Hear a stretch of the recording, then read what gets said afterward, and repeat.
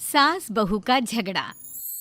अनामिका की सास पुष्पा अपनी बहू को कुछ खास पसंद नहीं करती थी और इसीलिए दोनों सास बहू में आए दिन झगड़ा होता रहता था। सास बहू के झगड़े के चक्कर में अनामिका के पति मोहित की जिंदगी मुश्किल में पड़ गई थी। बेचारा बार बार माँ और बीवी के झगड़े को सुलझाता ही रहता था, लेकिन दोनों समझने का नाम नहीं लेती थी। वैसे तो सब कुछ ठीक ठाक चल रहा था, लेकिन एक दिन अनामिका और पुष्पा के अंदर जोरदार झगड़ा हुआ और बात कुछ इस तरह थी। बहू, मैंने तुम्हें कल अपनी एक साड़ी धोने के लिए दी थी। हाँ मम्मी जी, वो साड़ी धोकर मैंने आपकी अलमारी में रख दी है। उसी की बात कर रही हूँ मैं। जरा देख तो, इस साड़ी को देखकर किसी भी तरह से लगता है ये धुली हुई है।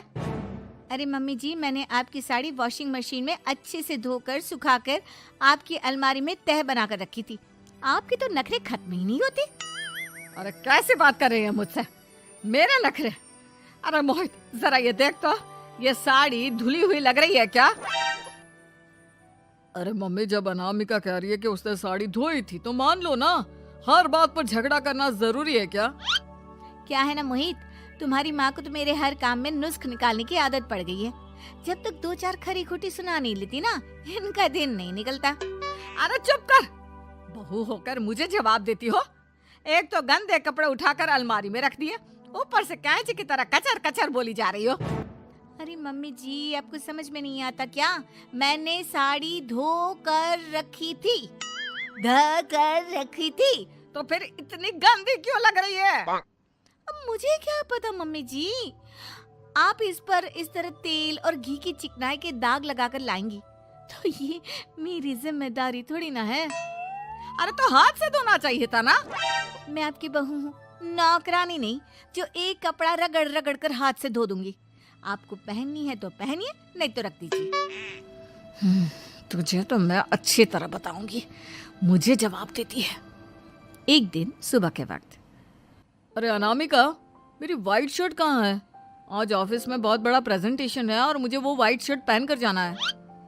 मुझे पता है, आपने मुझे 2 दिन पहले ही बता दिया था और आपकी शर्ट मैंने धोकर अच्छी तरह आयरन करके अलमारी में लगा दी है। जाइए वहां से ले लीजिए। अनामिका, ये तुमने क्या किया? ये देखो, शर्ट पर लिपस्टिक का दाग लगा हुआ है और ये तो एक जगह से जल भी गई है। नहीं नहीं मोहित, ऐसा नहीं हो सकता। मैंने तो तुम्हारी शर्ट ठीक से इस्त्री करके अलमारी में लगाई थी। तो फिर ये जल कैसे गई अपने आप? अलमारी में लटके लटके थोड़ी ना जल जाएगी। पर मोहित, मुझे अच्छी तरह याद है। देखो, अपनी गलती को छुपाने की कोशिश मत करो। और अगर शर्ट जल भी गई थी तो तुम्हें पहले बताना चाहिए था ना।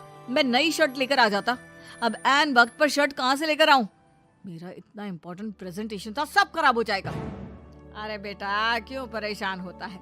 ये देख, मैंने तेरे लिए पहले से ही एक नई व्हाइट शर्ट ला कर रखी है। लेकिन मम्मी, आप मेरे लिए व्हाइट शर्ट क्यों लेकर आई? अरे मुझे पता था तेरा प्रेजेंटेशन होने वाला है और अपनी इस बहू पर तो मुझे बिल्कुल भी भरोसा नहीं। क्या पता मेरी साड़ी की तरह तेरी शर्ट भी गंदी करके रख देती। और देख, वही हुआ ना। बेटा, सारी टेंशन छोड़ और ये नई शर्ट पहन कर जा। थैंक यू मम्मी, आज तो आपने बचा लिया मुझे। कुछ दिनों के बाद, अरे अनामिका, जानती हो, ऑफिस में मेरा जो दोस्त है ना अमर, आज उसका बर्थडे है और उसे तुम्हारे हाथ का चॉकलेट केक बहुत पसंद है।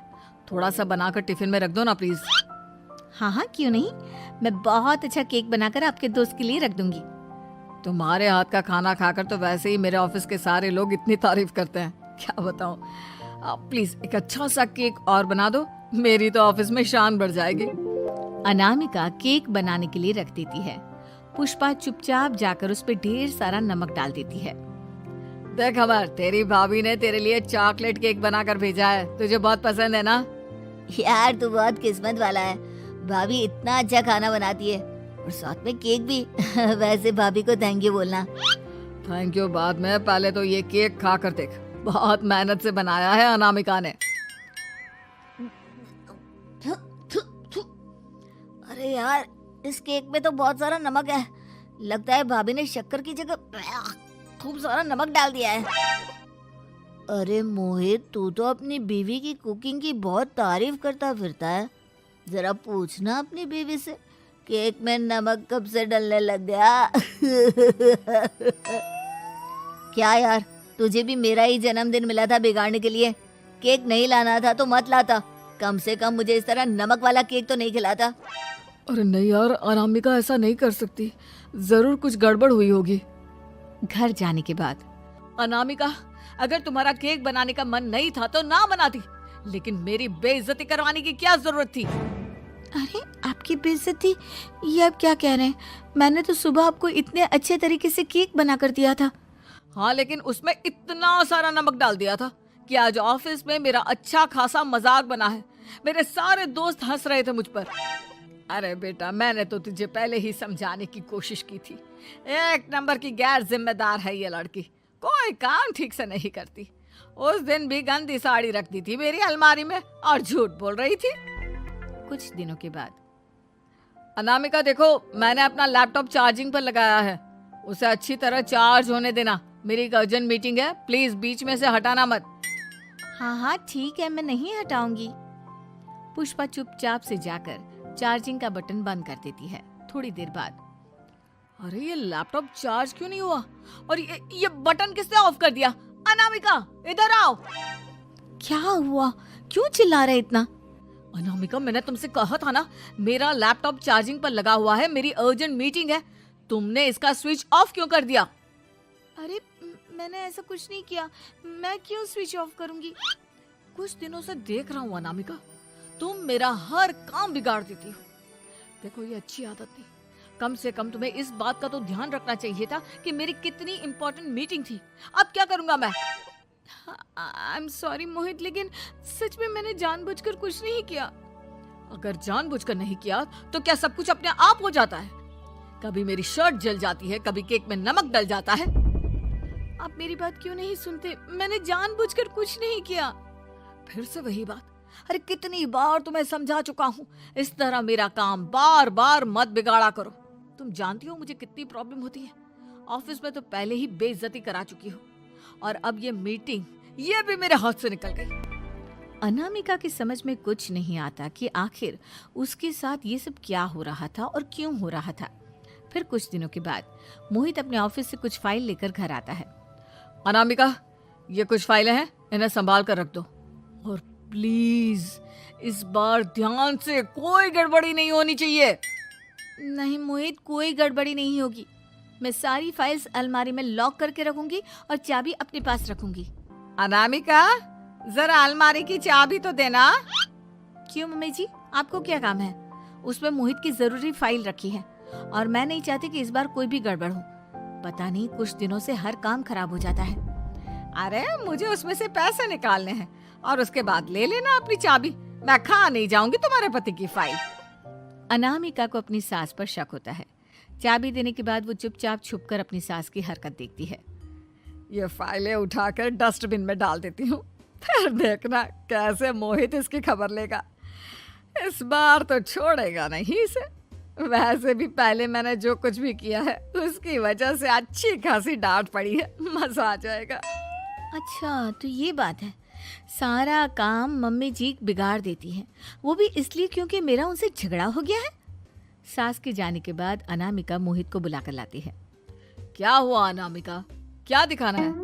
ये देखिए, आपकी फाइल डस्टबिन में पड़ी हुई है। इसीलिए तो कहा था संभाल कर रखना, और तुमने उठाकर ये फाइल डस्टबिन में डाल दी। मैंने नहीं, तुम्हारी मम्मी ने डाली है, मुझसे बदला लेने के लिए, ताकि तुम मुझे डांटो। और अगर मैंने डाली होती तो मैं तुम्हें दिखाने के लिए बुलाकर तो नहीं लाती ना। सही कह रही हो, मैं अभी मम्मी से जाकर बात करता हूँ। थोड़ी देर बाद, मम्मी सच सच बताइए, मेरी फाइल अलमारी में से निकाल कर डस्टबिन में आपने डाली थी ना? अरे अपनी माँ पर इल्जाम लगाता है, शर्म नहीं आती तुझे? मैं इल्जाम नहीं लगा रहा हूँ मम्मी, जो सच है वही पूछ रहा हूँ। आप जल्दी से बताइए आपने ऐसा क्यों किया? अरे तो क्या करती, तेरी बीवी मुझसे झगड़ा करती है, उल्टे सीधे जवाब देती है, मुझे उससे बदला लेना था। अरे मम्मी, लेकिन आप दोनों के झगड़े के चक्कर में मेरा कितना नुकसान हुआ है, ये कभी सोचा आपने? मम्मी जी, अगर आपका बदला पूरा हो गया हो तो आइंदा ऐसी कोई हरकत मत करना, क्योंकि अब आपकी सच्चाई हमारे सामने आ चुकी है। यह तो वक्त ही बताएगा मैं क्या करूंगी और क्या नहीं। मम्मी जी, कहा ना आप ऐसा कुछ नहीं करेंगी। अरे मेरी जो मर्जी आएगी वो मैं करूंगी। मेरा सर घूम रहा है। सास बहू के झगड़े में मेरी जिंदगी का तो कचरा हो गया है, कचरा। सुगंधा और उसकी सास कांता के बीच एक अजीब सी जंग रहती थी। ये जंग थी किचन में कौन ज्यादा अच्छा काम करेगा और घर के सदस्यों के दिल जीतेगा। और उनकी इस जंग में हमेशा कुर्बान होते थे उनके दोनों पति। कैसे? आइए देखते हैं इस किचन पॉलिटिक्स की कहानी में। एक दिन किचन में, माँ जी आज मैं बना रही हूँ मेथी की सब्जी। इस खाने से घर वालों के पेट की सारी समस्या खत्म हो जाएगी। और मैं बना रही हूँ तड़के वाली छाछ, जिसे पीते ही गैस की समस्या कभी नहीं होगी। दोनों अपने अपने खाने को लेकर टेबल पर पहुंच जाती हैं। तभी सुगंधा के ससुर उसकी बनाई सब्जी की तारीफ कर देते हैं। अरे वाह, मेथी की सब्जी भी बनी है, बड़ी ही स्वादिष्ट है। वाह बहू वाह। अरे बहू, लेकिन इसमें इतनी सारी मेथी बर्बाद करने की क्या जरूरत थी? देखिए माँ जी, ये तो वो मेथी है जो आप रात में भिगोकर सुबह उसका पानी पीती हैं, और जो मेथी फेंक देती हैं उसी से मैंने ये सब्जी बनाई है। अरे वाह बहू, तुमने तो बड़ा ही समझदारी का काम किया। बस अब क्या था, कांता जी का तो मानो ये सुनकर खून ही सूख गया।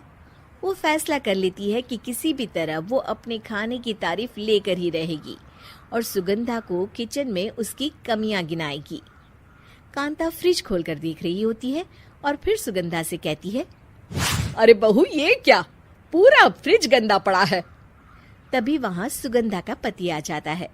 वो सुगंधा को डांट कर कहता है, सुगंधा, तुम्हें कितनी बार कह रखा है कि वायरस फैल रहा है, साफ सफाई का पूरा ख्याल रखना है, लेकिन तुम किचन में इतनी गंदगी रखोगी तो कैसे चलेगा।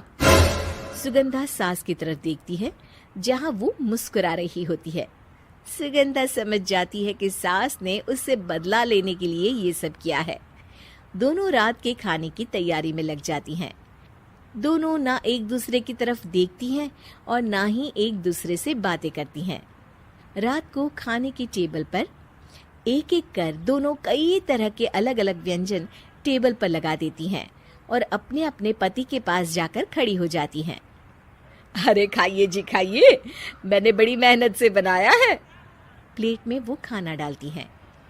सुगंधा भी दोनों की प्लेट में खाना डालते हुए कहती है, बड़ी ही मेहनत लगी है इस खाने को बनाने में। हाँ, दोनों को ना चाहते हुए भी सारा खाना खाना पड़ता है।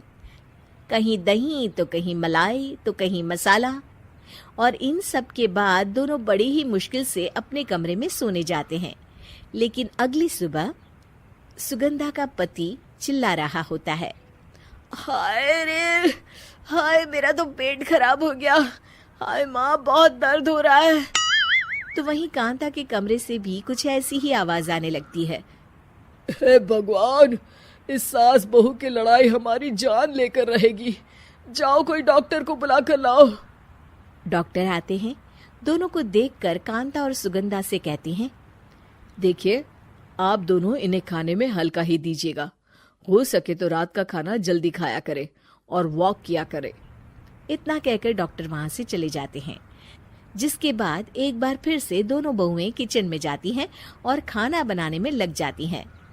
रात में खाने के टेबल पर दोनों एक बार फिर से खाना लगाने लगती है। पापा जी, मैंने ये पतली मूंग की दाल की खिचड़ी के साथ ये पापड़ और पुदीने की चटनी भी बनाई है। अरे बहू, अभी अभी बेचारे पेट की बीमारी से गुजरे हैं, इतना भारी खाना तो डॉक्टर ने भी मना किया है ना। देखिए, मैंने आप दोनों के लिए सूप बनाया है। और दोनों उन लोगों की प्लेट में खाना डालने लगती हैं। तभी दोनों एक साथ बोल पड़ते हैं, बस करो, हमें माफ करो, हमें नहीं खाना इस घर में ना खिचड़ी और ना ही सूप। हम इंसान हैं, एक वक्त में एक ही खाना खा सकते हैं। बस करो, हमें माफ करो, हमें नहीं खाना इस घर में ना खिचड़ी और ना ही सूप। हम इंसान हैं, एक वक्त में एक ही खाना खा सकते हैं। इतना कहकर वो दोनों वहां से चले जाते हैं। कहानी का अंत। आप लोग उम्मीद कर रहे होंगे कि अंत में सब ठीक हो जाएगा, नहीं जनाब, अगर सास बहू के बीच सब ठीक हो जाए तो आप ये सीरीज देखे ही क्यों? तो मजा लीजिए इस चैनल में सास बहू से जुड़ी कहानियों का, क्योंकि ये ऐसा रिश्ता है जिसकी मिठास उसकी खटास में हमेशा ज्यादा ही रहती है।